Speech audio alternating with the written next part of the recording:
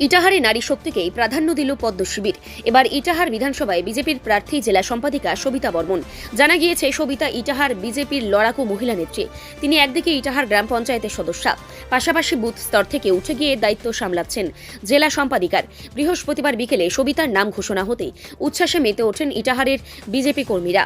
এদিন সন্ধ্যায় ইটাহার দাসপাড়া এলাকায় বিজেপি কার্যালয়ে প্রার্থী এসে পৌঁছতেই ঢাক বাজিয়ে প্রার্থীকে স্বাগত জানান কয়েক শতাধিক কর্মী সমর্থক। এরপর প্রার্থীকে নিয়ে গেরুয়া আবির খেলায় মাতেন উচ্ছ্বসিত বিজেপি কর্মীরা। পাশাপাশি ইটাহার বিধানসভায় বিভিন্ন এলাকা থেকে আগত কর্মীরা পুষ্পস্তবক দিয়ে ও ফুলের মালা পরিয়ে শুভেচ্ছা জানান সকলে। এরপর দাসপাড়া এলাকা থেকে পৌরসা পর্যন্ত প্রার্থীকে নিয়ে মিছিল করেন উচ্ছ্বসিত কর্মী সমর্থকরা।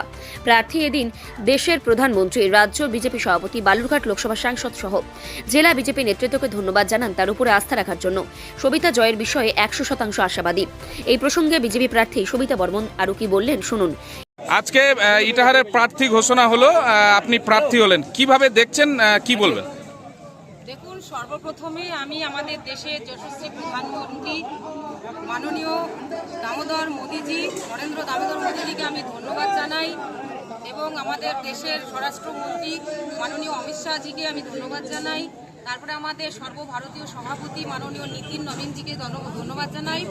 আমাদের রাজ্যের সভাপতি মাননীয় শ্রমিক ভট্টাচার্য মহাশয়কে ধন্যবাদ জানাই এবং আমাদের লোকপ্রিয় সাংসদ আমাদের বালুরঘাট এমপি সুকান্ত মজুমদার মহাশয়কে আমি ধন্যবাদ জানাই।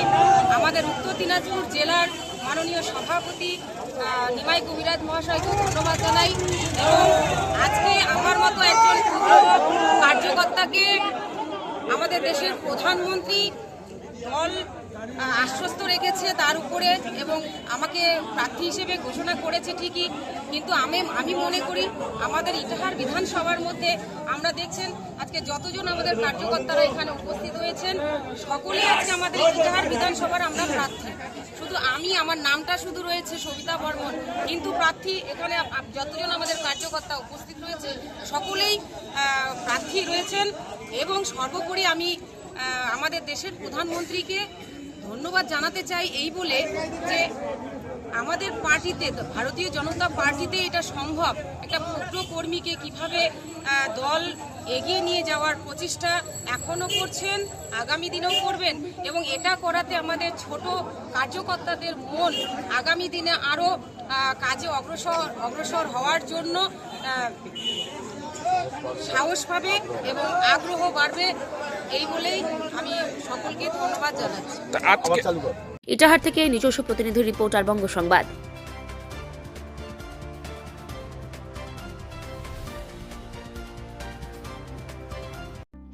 আমরা সুনামের সাথে সকল রায়গঞ্জবাসীকে সুস্বাদু খাবার সবসময় পরিবেশন করার চেষ্টা করেছি এবং আপনারাও সবসময় আমাদেরকে আশীর্বাদ করেছেন। এইভাবে আমরা আরেকটা আউটলেট খুলতে চলেছি মোহনবাটির আশেপাশে, সেখানে আপনারা অবশ্যই আসবেন। এখনো আমরা নাম বা ডেট ঠিক করিনি, নাম মোটামুটি ঠিক করেছি, সোল রেস্টুরেন্ট। সেটা আপনারা এসে আমাদেরকে সবাইকে আশীর্বাদ করবেন এবং আপনাদেরকে ওপেনিং ডেট জানিয়ে দেওয়া হবে খুব তাড়াতাড়ি।